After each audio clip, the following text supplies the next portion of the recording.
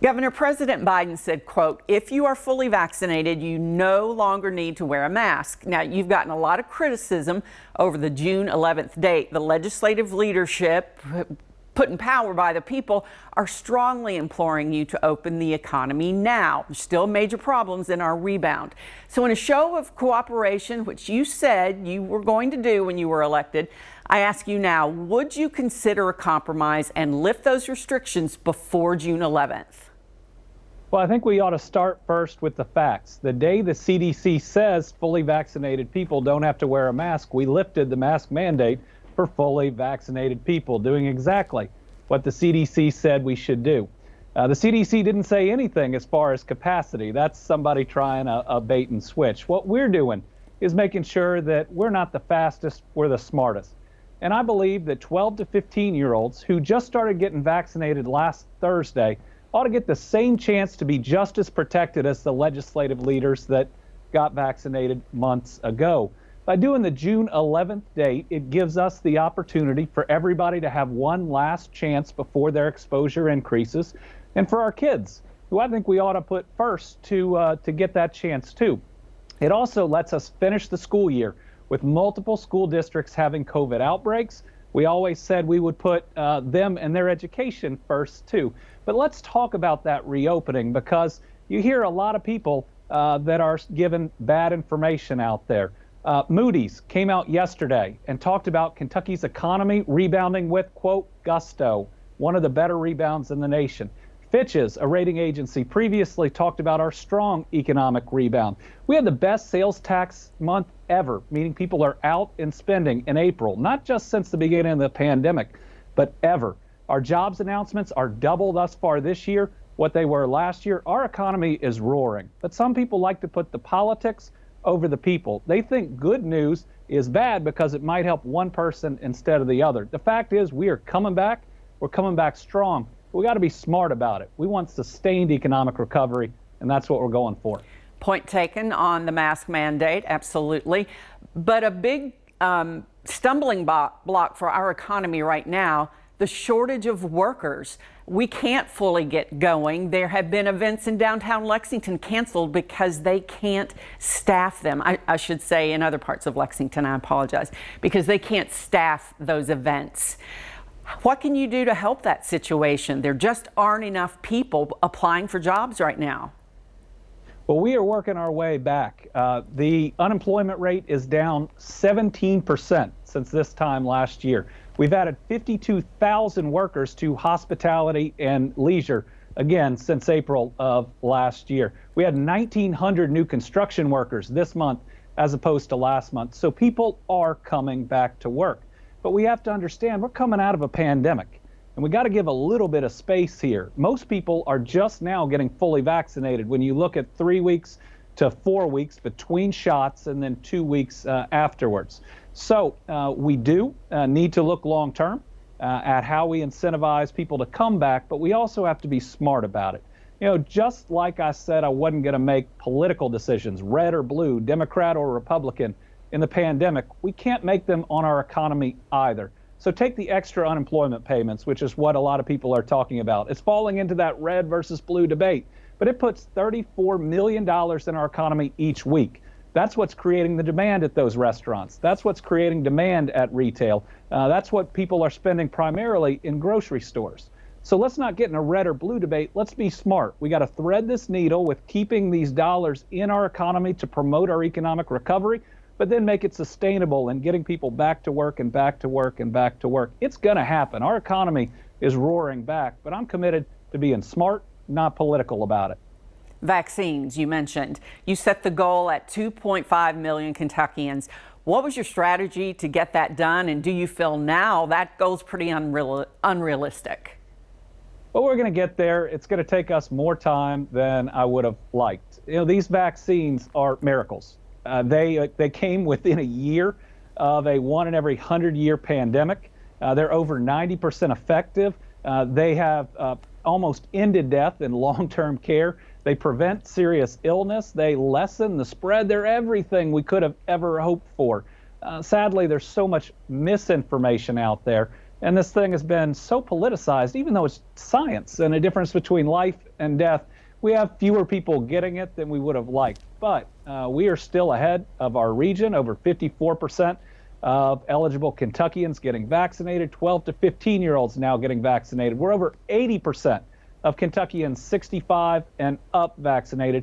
Those are all exciting figures. And in your region, counties, for the most part, are doing a good job. Fayette County, Scott County, Woodford County, Franklin County, all some of the very top counties. But we need to keep going. Once June 11th hits, those that are vaccinated are going to be pretty safe. Those that aren't may have more exposure. We need to get them vaccinated. You say this issue's become politicized. Would you agree that that's happened on both sides of the aisle, not one party or the other? Oh, I think that there's been lots of back and forth. But here in Kentucky, I put politics behind me in the way we've tried to address this pandemic. You saw, blue states do certain things that we didn't do, or did it at different timings. You saw red states do things that we didn't do. We have always made our decisions based on the science and based on me thinking about every family out there like they're my own. Remember, I had to go through, just like other parents, virtual learning and relearning math and so many other subjects. Just like other folks out there, I didn't travel for almost a year. So, in living through this in many ways along with Kentuckians, I think we have made the right decisions. And when you look at the fact that despite having some of the top rankings in heart disease, lung cancer, and diabetes, all the organs that this virus goes for, we have some of the lowest per capita deaths from COVID, and we're having one of the best economic rebounds. It means we've been smart. And you know what that means? Leaving politics out of it. And a whole lot of the politics is in social media. A whole lot of the politics is pushed by different political leaders. I think the people of Kentucky, by and large, have left it behind. I think you look at 70% of folks coming together, realizing what they have to do to protect one another, realizing what they have to do to get our economy going again. I think we're more unified. It's just the chatter seems to have more outlets to get out there than in the past. So true. Governor, what was the biggest lesson you learned during the pandemic and your biggest regret as governor? Well, certainly the lesson that I learned, and I thought it before, but we really saw it, is how much Kentuckians care about one another. Oh my goodness. Talk about putting your lives on hold. Talking about even putting funerals for loved ones on hold. The sacrifices that we have made, but Kentuckians did it and have done it better than just about anybody else. We are a special people, and because of that, more people are alive. And I think moving forward, what we're going to see is if we can take some of that same goodness and compassion and make sure this economic prosperity and opportunity, more so than I've ever seen in my lifetime, what we think is coming, we can make sure that everybody has a shot at that, we'll be even better off.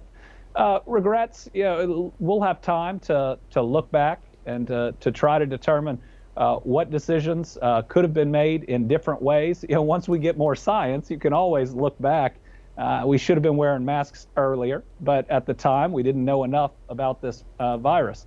If I would have known how much our unemployment office had been cut in the years before I became governor, that first budget, I would have fought and fought and fought and fought and fought for more people and opening of those offices. Obviously, I made a comment about a Lexingtonian named Tupac Shakur that I'd take back, but I've called and talked with him personally, and sometimes in the midst of those moments, things get the better of you.